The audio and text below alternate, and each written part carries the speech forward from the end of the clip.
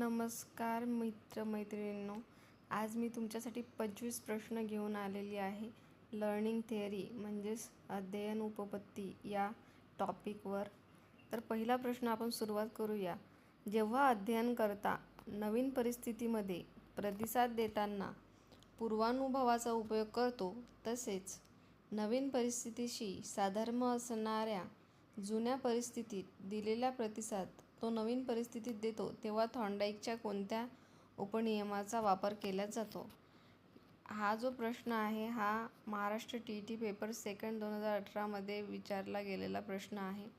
पहिलं ऑप्शन आहे प्रतिक्रियांच्या वैविध्याचा नियम, दुसरा आहे प्रतिक्रियांच्या समानतेचा नियम, तिसरा आहे मांडणी किंवा रचना आणि चौथा आहे घटकांची पूर्वतयारी. तर याचं उत्तर आहे सेकंड, म्हणजेच काय, प्रतिक्रियांच्या समानतेचा नियम. पुढचा प्रश्न आहे थॉर्नडाईकच्या संयोजनवादी उपपत्तीमध्ये केलेल्या मांजरावर प्रयोग केला आहे त्यानंतर अध्ययन प्रक्रियेची पुढील पैकी कोणती वैशिष्ट्ये दिसून येतात? हा पण महाराष्ट्र TET पेपर 1 2017 विचारला गेलेला प्रश्न आहे. पहिलं ऑप्शन आहे सज्जता, प्रेरणा, तयारी, दृढीकरण. दुसरा आहे तयारी, सज्जता, प्रेरणा, पुनरावृत्ती. तिसरा आहे प्रेरणा, शोधात्मक हालचाली, योगायोगाने यशामुळे दृढीकरण. आणि चौथा ऑप्शन आहे सज्जता, पुनरावृत्ती, योगायोगाने यश आणि यशामुळे दृढीकरण. तर याचं उत्तर काय आहे असं तुम्हाला वाटते? तर या प्रश्नाचं उत्तर आहे प्रेरणा आणि शोधात्मक हालचाली, योगायोगाने यशामुळे दृढीकरण. म्हणजे आपण पाहिलेलं आहे की जेव्हा थॉर्नडाईकने मांजरावर प्रयोग केला तर ते मांजराला प्रेरणा मिळते पहिल्यांदा, नंतर मग ती प्रयत्न करते ती मासा खाण्यासाठी. नंतर मग तिला माहीत आहे की एखादं बटन दाबलं की आपल्याला दरवाजा उघडतो आणि नंतर मग त्याचं दृढीकरण होते. तर याचं उत्तर जे आहे ते तिसरं आहे. पुढचा प्रश्न आहे अध्ययन उपपत्तीची आवश्यकता का भासते? अध्ययन उपपत्तीची आवश्यकता का भासते आपल्याला? आपले अध्ययन अध्यापन कोणत्या तत्वावर आधारित आहे याचे तार्किक समर्थन देण्यासाठी. बी. कोणत्या कारणास्तव आपण अध्यापन पद्धतीचा वापर करतो याचे तार्किक समर्थन देण्यासाठी. सी. नवीन अधिक उपयुक्त सामान्यीकरण अस्तित्वात आणण्यासाठी. डी. निरीक्षणक्षम घटकांचे भाकीत आणि वर्णन करण्यासाठी. त्याचा ऑप्शन काय आहे? या प्रश्नाचं उत्तर आहे पहिलं, अ ब क ड सर्व. ठीक आहे. पुढचा प्रश्न आहे चौथा. स्किनरच्या प्रबलनकरण या उपपत्तीवर आधारित पद्धती ज्यामध्ये कोणत्याही विषयातील जो भाग शिकवायचा असेल त्याचे पृथक्करण करून ज्ञानाचे लहान लहान घटकांमध्ये विभाजन केले जाते व अध्यापन केले जाते, अशी खालीलपैकी कोणती अध्यापन पद्धती आहे? तर आपल्याला माहीत आहे की स्किनरने आपल्याला सांगितलेलं आहे की जर ज्ञानाचे तुम्हाला प्रबलीकरण करायचं असेल तर त्यासाठी तुम्हाला ज्ञानाचे लहान लहान घटक करावे लागतील आणि नंतर त्याचं विभाजन करावं लागणार. तर अशी पद्धती कुठली आहे? याचे ऑप्शन्स दिलेले आहेत. पहिलं ऑप्शन आहे समवाय पद्धती, दुसरा आहे समालोचन पद्धती, तिसरा आहे क्रमान्वित अध्यापन पद्धती आणि चौथा आहे चित्रवाणी पद्धती. तर या प्रश्नाचं उत्तर आहे क्रमान्वित अध्यापन पद्धती. तिसरं. पुढचा प्रश्न आहे अध्ययन उपपत्तीच्या आधुनिक उपपत्ती या वर्गात खालीलपैकी कोणत्या उपपत्तीचा समावेश होतो? जर आपण आधुनिक उपपत्ती म्हटलं तर कुठल्या कुठल्या उपपत्तीचा यामध्ये समावेश होतो? स्किनरची साधक अभिसंधान उपपत्ती, दुसरा आहे ब्लूम यांची प्रभुत्व अध्ययन उपपत्ती, थॉर्नडाईकची सहसंबंध उपपत्ती किंवा बांदुरा यांची सामाजिक अध्ययन उपपत्ती. यामध्ये कुठलं जर म्हणायचं झालं आपल्याला आधुनिक उपपत्ती तर ते आहे ब्लूमची यांची प्रभुत्व अध्ययन उपपत्ती आणि बांदुरा यांची सामाजिक अध्ययन उपपत्ती. म्हणजेच या प्रश्नाचं उत्तर आहे दुसरं, ब आणि ड. पुढचा प्रश्न आहे, नॉर्मन इजी यांनी सांगितलेल्या प्रभुत्व संपादन उपपत्तीचे खालीलपैकी कोणते वैशिष्ट्य नाही? आता यांचं जे वैशिष्ट्य आहे ते वैशिष्ट्य सांगा. तर वैशिष्ट्य जर आपल्याला विचारलं तर काय वैशिष्ट्य नाही असं विचारलं गेलेलं आहे. तर उद्दिष्टे हे विधानात्मक व कार्यात्मक रीतीने मांडणे, की उद्दिष्ट जे आहे आपल्याला ते विधानात्मक किंवा कार्यात्मक रीतीने मांडणे.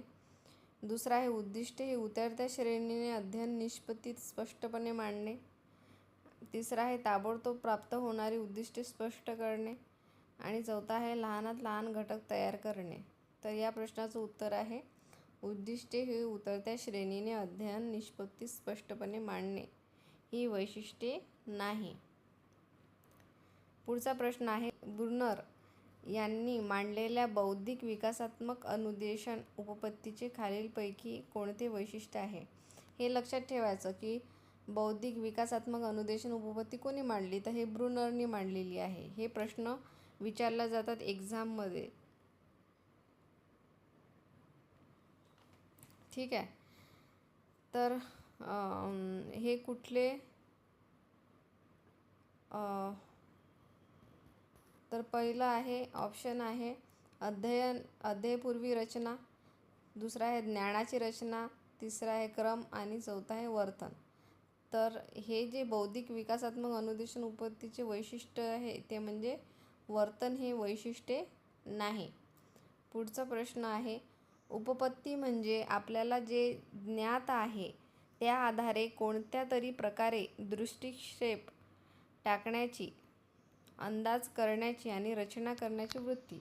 ही व्याख्या खालीलपैकी कोणत्या मानसशास्त्राने दिली आहे? म्हणजे कुठल्या मानसशास्त्रज्ञाने ही दिली? पहिलं ऑप्शन आहे थॉर्नडाईक. दुसरं आहे कॅम्पबेल. तिसरं आहे स्किनर आणि चौथा आहे स्टाईल. तर याचं उत्तर जे आहे ते कॅम्पबेल हे आहे. पुढचा प्रश्न, अध्ययन उपपत्तीच्या साहचर्यवादी उपपत्ती या वर्गात खालीलपैकी कोणत्याच उपपत्तीचा समावेश होतो? एक आहे थॉर्नडाईकची सहसंबंध उपपत्ती, पॅवलॉवची अभिसंधान उपपत्ती. साहचर्यवादी उपपत्ती मध्ये कुठकुठले हे होतात? तर पॅवलॉव पण होतो, थॉर्नडाईक पण होतो. ब्रुनरची ज्ञानात्मक उपपत्ती, स्किनरची साधक अभिसंधान उपपत्ती. ब्रुनरची ज्ञानात्मक उपपत्ती होत नाही, स्किनरची साधन अभिसंधान उपपत्ती होते. तर याचं उत्तर असू शकतं अ, ब आणि ड. तर या प्रश्नाचं उत्तर आहे तिसरं, अ, ब आणि ड.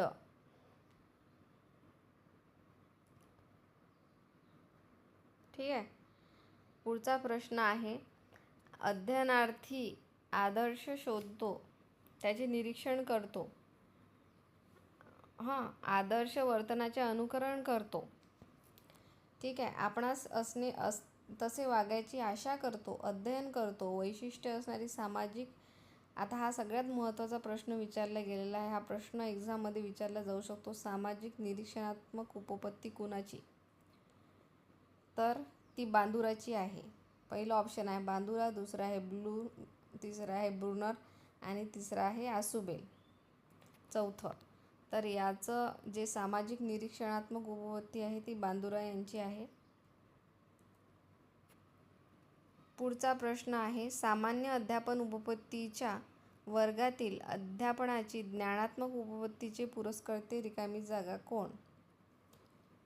तर पहिलं ऑप्शन आहे जॉन ड्यूई, दुसरा आहे एस गेज, तिसरा आहे सॉक्रेटिस आणि चौथा आहे हर्बर्ट. तर याचं उत्तर काय असू शकतं? या प्रश्नाचं उत्तर आहे एस गेज. पुढचा प्रश्न आहे, अध्ययन उपपत्तीच्या वर्गीकरणातील आधुनिक उपपत्तीमध्ये खालीलपैकी कोणत्या उपपत्तीचे समावेश होत नाही? पहिलं ऑप्शन आहे प्रभुत्व अध्ययन उपपत्ती, दुसरं आहे क्षेत्रीय उपपत्ती. 12वा प्रश्न आहे अध्ययन उपपत्तीच्या वर्गीकरणातील आधुनिक उपपत्तीमध्ये खालीलपैकी कोणत्या उपपत्तीचा समावेश होत नाही? पहिलं ऑप्शन आहे प्रभुत्व अध्ययन उपपत्ती, दुसरा आहे क्षेत्रीय उपपत्ती, तिसरा आहे सामाजिक उपपत्ती, चौथा आहे माहिती प्रक्रियाकरण उपपत्ती. यामध्ये विचारलेलं आहे की अध्ययन उपपत्तीच्या वर्गीकरणातील आधुनिक उपपत्तीमध्ये कुठले समावेश होत नाही? तर हे सगळ्यांना माहीत आहे आपल्याला की माहिती प्रक्रियाकरण प्रतिमान ही तर आधुनिक उपपत्तीमध्ये येतेच. दुसरा आहे सामाजिक अध्ययन उपपत्ती आणि क्षेत्रीय उपपत्ती आणि प्रभुत्व अध्ययन उपपत्ती. तर यामधलं जे बरोबर उत्तर आहे ते बरोबर उत्तर म्हणजे क्षेत्रीय उपपत्ती ही आधुनिक उपपत्तीमध्ये येत नाही. पुढचा प्रश्न आहे अभिसंधान म्हणजे एखाद्या प्रक्रियेत नैसर्गिक चेतकाबरोबर कृत्रिम चेतक वापरून कृत्रिम चेतकाबद्दल तीच नैसर्गिक प्रतिक्रिया घडवून आणणे होय. यामुळे विद्यार्थ्यांना वळण लावणे शक्य होते. खालीलपैकी कोणती बाब अभिसंधानाचे उदाहरण नाही? पहिलं ऑप्शन आहे अध्ययनाची वृत्ती बदलता येते, दुसरा आहे अध्ययनांना वाटणारी आकरण भीती अभिसंधानाने नष्ट करता येते, तिसरा आहे अध्ययनार्थाच्या चमत्कारिक वर्तनात बदल करणे अभिसंधानाने अशक्य असते, तर चौथा आहे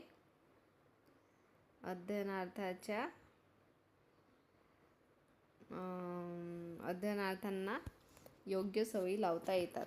यामधलं कुठलं उदाहरण नाही हे विचारलं गेलेलं आहे. तर या प्रश्नाचं उत्तर आहे चौथं.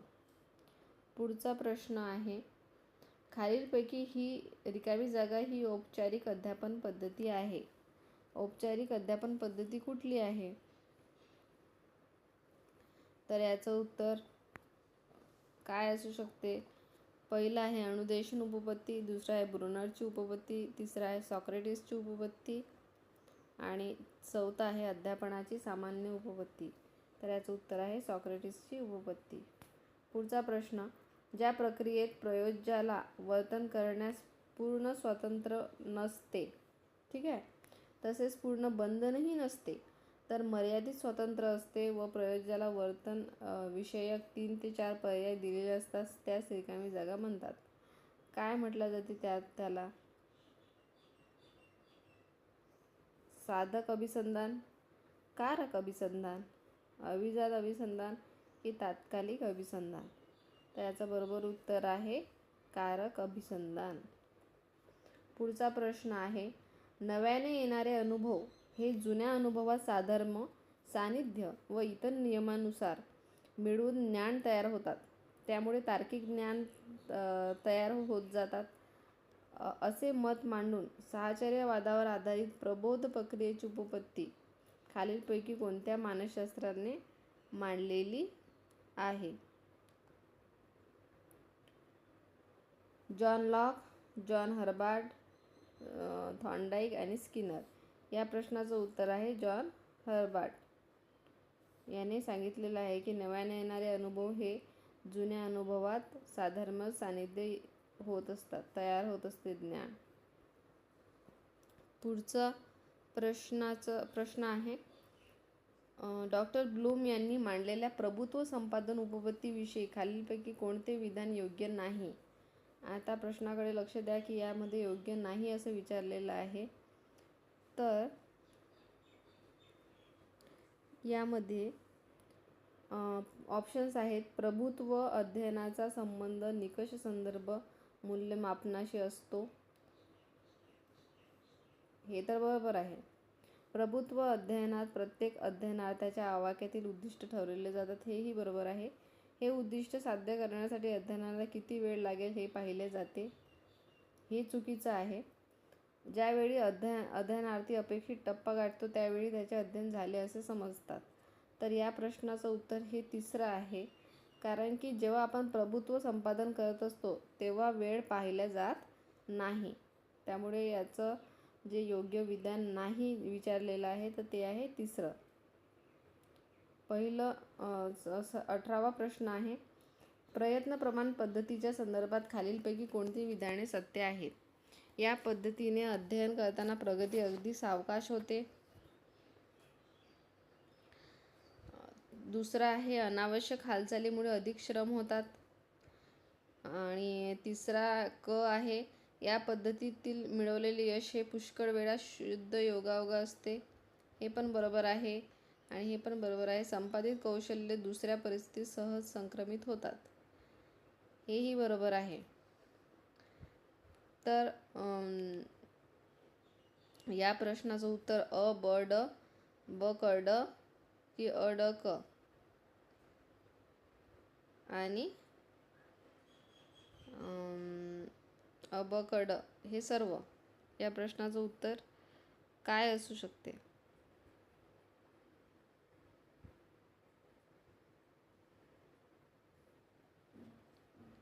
या पद्धतीने अध्ययन करताना प्रगती अगदी सावकाश होते.